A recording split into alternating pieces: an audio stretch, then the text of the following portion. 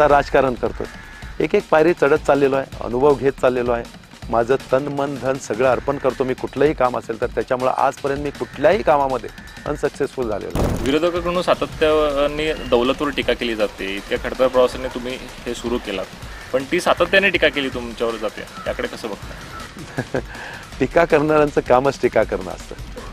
माझं तर काम आहे की टीकेकडं ऐकायची, दुर्लक्ष करायचं, आपण फोकस ठेवायचा, मला हे काम करायचं आहे आणि ते करायचं. पण मध्यंतरी अजित पवार निवडणुकीच्या काळात आले होते, ते आता म्हणाले की 1600 कोटी आम्ही या चंदगडच्या विकासासाठी दिलाय. आता ते 1600 कोटी त्यांनी दिले, कधी दिले, कुठं दिले, कसे दिले हे त्यांनाच माहिती. अजूनही चंदगड विकासापासून वंचित आहे आणि त्या रोजगारासाठी तुमचं पाऊल काय असेल? मी ज्यावेळी दौलत घेतली त्यावेळी बरेच जण मला म्हणत होते दौलत घेऊ नका, कारण ही काय चालण्यातली गोष्ट नाही आहे. अर्थात मला त्याची भीती नव्हती, कारण मी स्वतः इंजिनियर आहे. अगदी मेलेलं मशीन जरी म्हटलं तरी ते पळवायची ताकद आमच्यात असते. ते करतो आम्ही आणि ते करू शकलो असतो याची मला खात्री. सातत्याने सारखं बोललं जातं की चंदगडचा विकास झाला नाही आहे, याला खरं कारणीभूत किंवा जबाबदार कोण आहे? अर्थातच राज्यकर्ते, राजकारणी. तुमचे मित्र संग्राम कुपेकर सातत्याने तुमच्या सोबत असतात, पण आता विद्यमान आमदार राजेश पाटलांना पाठिंबा दिलाय, याकडे कशा पद्धतीने बघताय? मित्र हा सातत्यानं सोबत असतो. आज सुद्धा ते माझे मित्र आहेत. आज सुद्धा माझे त्यांचे फोन कॉल चाललेले असतात. दुर्गम भाग हा असा उल्लेख केला जातो सातत्याने. दुर्गम सोबत मागास पण उल्लेख केला जातो. मी पर्टिक्युलरली सांगतो तुम्हाला, मागास का? मागास म्हणण्याजोग्या या भागामध्ये काहीच नाही आहे. उलट नंदनवन आहे माझा चंदगड. जनस्वराज्य पक्षाची जी उमेदवारी आतापर्यंत चंदगडमध्ये ज्यांना मिळाली ते विजयी झालेत, ह्याकडे कशा पद्धतीने बघताय? आता ती तुम्हाला मिळाली. अर्थातच पुन्हा एकदा जनस्वराज शक्ती पक्षाचा उमेदवार विजयी व्हावा अशी इच्छा तर आहेच आहे. अधिक गॅरंटी पण आहे, नक्कीच होईल. दौलतचे चेअरमन आणि जनस्वराज्य पक्षाचे उमेदवार मानसिंग खोराटे सर आता आमच्या सोबत आहेत. सर, प्रथम तरुण भारत न्यूजमध्ये आपलं स्वागत आहे. सर, कसा चाललाय प्रचार आणि जनतेची काय प्रतिक्रिया? सर, प्रचार अतिशय उत्तम चाललेला आहे. जनतेचा प्रतिसाद म्हणा किंवा प्रतिक्रिया म्हणा या सुद्धा अतिशय चांगल्या आहेत आमच्या बाबतीत. कारण जे काय आहे ते आजपर्यंत आम्ही चांगलंच करून दाखवलेलं आहे. आमच्यावर एकही काळा डाग नाही आजपर्यंत. शेतकऱ्यांची उन्नती झालेली आहे ह्या दौलत चालू झाल्यामुळे, जो कारखाना 9 वर्ष बंद होता, आणि त्याच्यामुळे आम्हाला प्रतिसाद अतिशय चांगला मिळतो. डोर टू डोर तुम्ही फिरताय तेव्हा काय प्रतिक्रिया येतात? अर्थातच डोर टू डोर फिरतोय आम्ही. प्रत्येक दरवाजा, प्रत्येक गल्ली आजपर्यंत फिरून आलेलो आहोत, प्रत्येक गावाची. तर निश्चितच अतिशय खूप चांगल्या प्रतिक्रिया उमटत आहेत. हवा तर असाच आमदार हवा म्हणा, किंवा विकासाच्या दृष्टिकोन आम्ही पुढचं जे केलं आहे ते तर सर्वांना माहीतच आहे दौलतच्या बाबतीत. पण पुढं जे करणार आहे आणि आमचा जो दृष्टिकोन आहे तो फक्त विकासाचा, जेणेकरून व्यक्तिगत विकास सुद्धा व्हावा. फक्त रस्ते गटारी हा विकास नसून त्याच्या पलीकडे सुद्धा विकास असतो. ते आज लोकांना पटलेलं आहे आणि त्याच्या अनुषंगानं आम्हाला भरभरून प्रतिसाद मिळत आहे. सर, एक उद्योगपती आणि मग त्यानंतरचा राजकारणाचा प्रवास, सर, एकंदर कसा होता? कारण तुम्हाला वाटलं होतं का की आपण राजकारणात येऊ? मला हे पण वाटलं नव्हतं की मी उद्योगपती होईल म्हणून. एक गरीब शेतकरी कुटुंबातला मुलगा एक एक पायरी वर चढत येतो, नोकरी करतो, चांगली नोकरी करतो, पाठ थोपटवली जाते, बिझनेस करतो. पहिल्यांदा व्यापारामध्ये घुसलो, नंतर उद्योग केला, उद्योगपती झालो, आता राजकारण करतो. एक एक पायरी चढत चाललेलो आहे, अनुभव घेत चाललेलो आहे. माझं तन मन धन सगळं अर्पण करतो मी कुठलंही काम असेल तर. त्याच्यामुळे आजपर्यंत मी कुठल्याही कामामध्ये अनसक्सेसफुल झालेलो नाही. त्याच्यामुळे निश्चितच राजकारणामध्ये सुद्धा सक्सेसफुल आहे. तुम्ही सातत्याने भाषणात बोलत असता की तुम्ही गिरणी कामगारांचा लेख आहे आणि तुम्हाला तसं ओळखलं जातं. सर, तो प्रवास कसा होता एकंदरच, आणि आता तुम्ही दौलतचे चेअरमनात आणि निवडणुकीत उतरणार? तुम्हाला सांगितल्याप्रमाणे हालेवाडी, आजरा तालुक्यात एक छोटंसं गाव आहे हालेवाडी. त्या गावामध्ये माझा जन्म झाला. आई शेतकरी, वडील पण पूर्वी शेतकरीच होते, पण 1.5 एकर शेती, त्यातली अर्धी सुपीक होती, अर्धी नापीक होती. नापीक म्हणजे गवत उगवत होतं म्हणून म्हस होती घरी. वडिलांना तेवढ्याशा शेतीवर आपला संसार चालू शकत नव्हता. त्याच्यामुळे वडील लहानपणीच मुंबईला गेलेले होते, म्हणजे माझ्या जन्माच्या पूर्वीच गेलेले होते ते मुंबईला. तटपुंजा का पगार असे ना, मुंबईत जाऊन वडिलांना नोकरी करण्याशिवाय पर्याय नव्हता. अर्थातच त्यावेळचं मुंबई हे गिरणगाव म्हणूनच ओळखलं जात होतं, कारण शिक्षण पण झालेलं नव्हतं वडिलांचं. गरीब परिस्थिती, गेले मुंबईत, गिरणी कामगार झाले. गिरणी कामगार हा गावी आला की शेतकरीच असतो. गिरणी कामगार सुट्टीमध्ये गावी काय मजा करायला किंवा सुट्टी मनवायला येत नव्हता, तर शेतीतली कामं करायला येत होता. ह्या त्याच्यापासून आमची सुरुवात झाली. माझा जन्म झाला त्यावेळी. त्यामुळे आई वडील शेतकरी, गावी आली की संबंध वडिलांचा गावी असतेवेळीच येत होता. कारण आई गावी राहत होती, वडील गिरणी कामगार मुंबईला होते आणि आम्ही गावी शिक्षणाला होतो. मग आई वडिलांच्या सोबत शेतात कष्ट केल्याशिवाय काही पर्याय नव्हता. आणि ते कष्ट करत करत करत मी एक एक पायरी चढवत गेलो. ह्याचा मला आज अभिमान वाटतो, कारण मला प्रत्येक गोष्टीचा अनुभव येत गेला.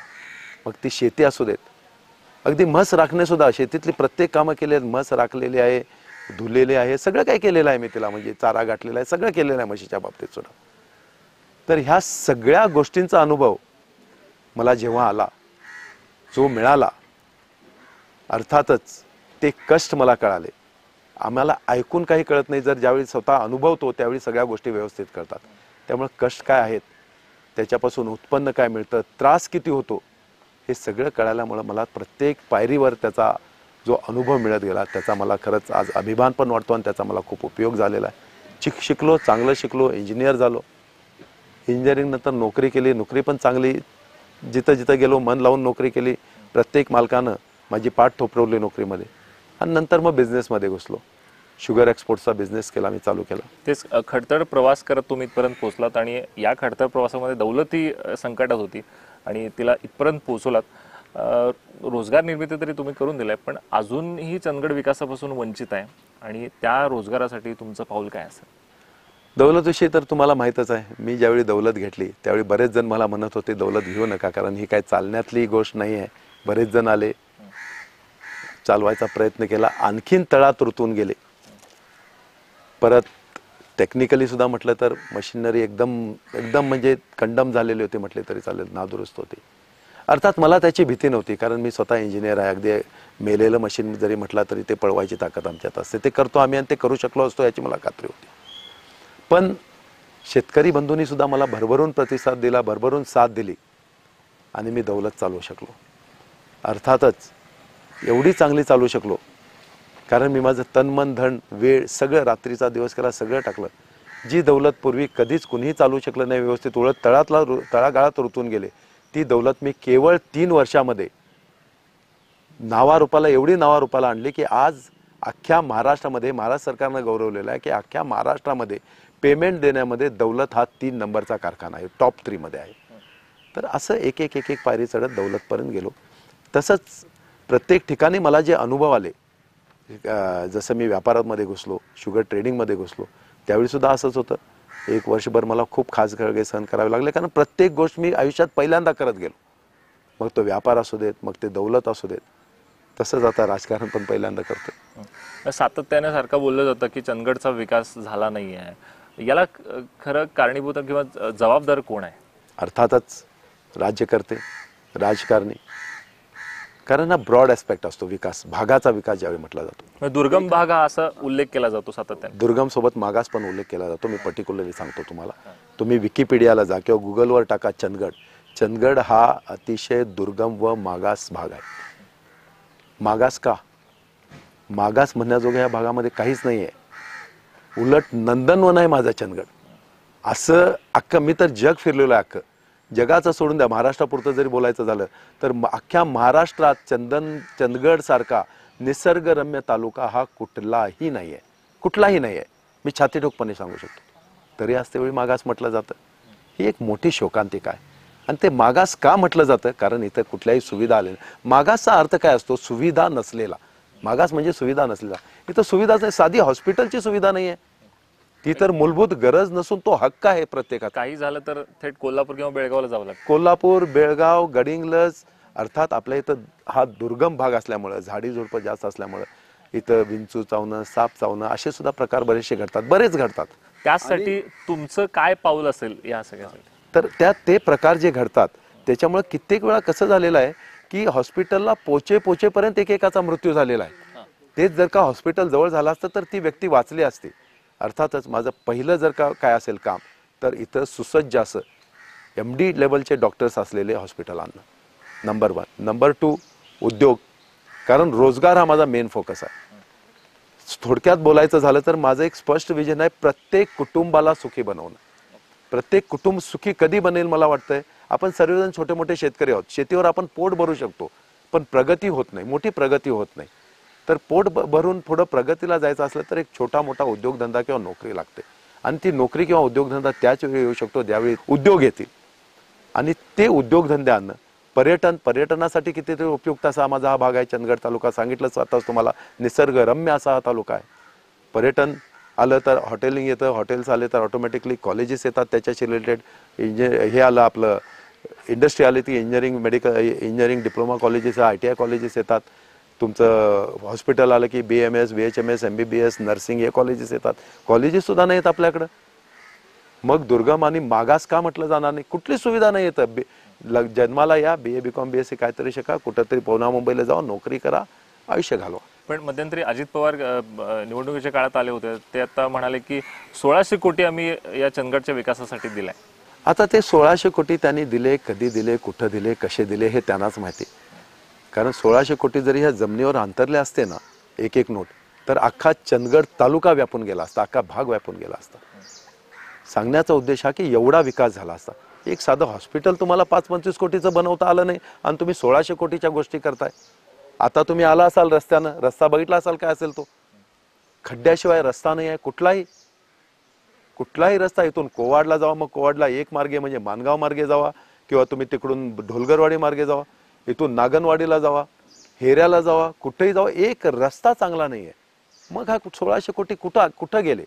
1600 कोटी जर आणलेत ना, आणले असतील बाबा, आम्हाला माहित नाही, तुम्ही आणला असाल, मग गेले कुठे हे दाखवा ना. सातत्याने आता महायुती आणि महाविकास आघाडीने वेगवेगळे विजन समोर आणले, तर तुमचं काय विजन असेल जनस्वराज्य पक्षाच्या मार्फत? आमचं मुळातूनच विजन आहे की प्रगती, प्रोग्रेस, विकास. आणि आताच तुम्हाला बोलल्याप्रमाणे विकास हा जोपर्यंत इंडस्ट्रियलायझेशन होत नाही तोपर्यंत विकास होऊ शकत नाही. आज आपण पुणे किंवा मुंबईला एक विकसित शहर असे म्हणतो. का म्हणतो? कारण तिथं एवढं इंडस्ट्रियलायझेशन झालेलं आहे की तिथल्या मुलांना नोकरी मिळून आपली मुलांनी तिथं जाऊन नोकरी मिळू शकते, तेवढं त्यांनी विकास केलेला आहे. आज माझ्या कागलला इंडस्ट्री येते, इथं अगदी जवळच तुम्ही तौंदीच्या घाटात गेला तर त्या घाटामध्ये इंडस्ट्री आलेल्या आहे, दड्डीला इंडस्ट्री आहे, बेळगावला इंडस्ट्री आहे. मग आपल्या ह्या चंदगड, आजरा, गडिंग्लज तालुक्यानं काय पाप केलेलं आहे? काही पाप केलेलं नाही, फक्त इच्छाशक्ती नाही आहे. राज्यकर्त्यामध्ये, आमदारांच्या मध्ये इच्छाशक्ती नाही विकास आणण्यासाठी, इंडस्ट्री आणण्यासाठी. आणि तो विकास मला करायचा आहे, हाच एक विजन आहे. आणि जनसुराज्य शक्ती पक्षाचं बघितलं तर मी जनसुराज्य शक्ती पक्षाविषयी बोलेन तर त्याचा उगम हा वारणेतला आहे. वारणा नगरला तुम्ही जाऊन बघा. वारणा नगर एक खोरं म्हणून ओळखलं जात होतं, ओसाड माळ. तिथं अक्षरशः सगळ्या वाईट घटना त्या इथं घडत होत्या म्हणून वारणेचं खोरं कुप्रसिद्ध होतं ते खोरं.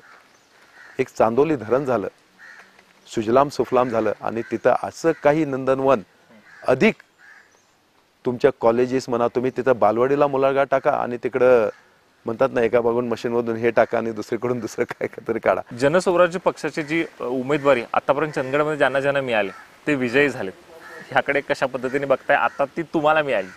अर्थातच पुन्हा एकदा जनसुराज्य शक्ती पक्षाचा उमेदवार विजयी व्हावा अशी इच्छा तर आहेच आहे, अधिक गॅरंटी पण आहे, नक्कीच होईल. कारण चंदगडमध्ये माझी कर्मभूमी आहे.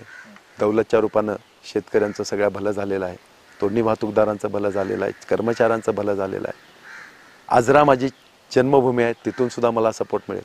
आणि गडिंग्लजचा भाग जो थोडासा आमच्याकडून अनटच्ड होता, थोडासा जेवढा एक्झिस्टन्स नव्हतं, ते नेमकं तिथं जनसुराज्य पक्षाचं प्राबल्य आहे.